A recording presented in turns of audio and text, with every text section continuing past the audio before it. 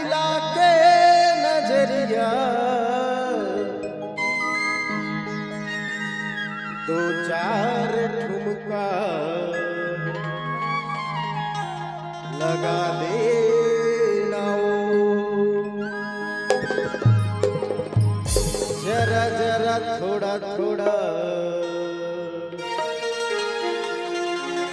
दिल मां उतर के और दिल के प्यार बुझा देना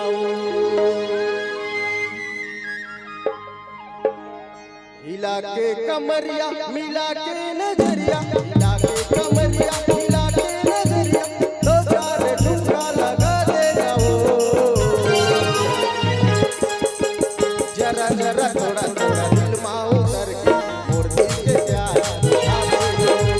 जरा जरा थोड़ा थोड़ा दिल मां उतर के और दिल के प्यार बुझा देना हिला के कमरिया मिला के नजरिया हिला के कमरिया मिला के नजरिया दो चार ठुमका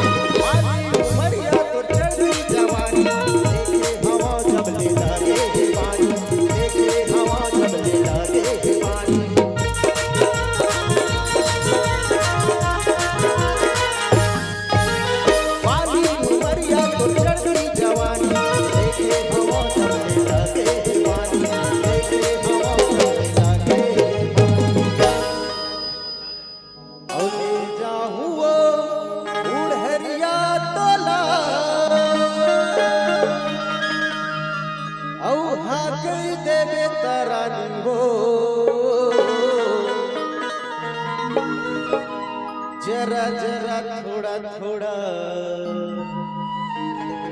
दिल माँ उतर के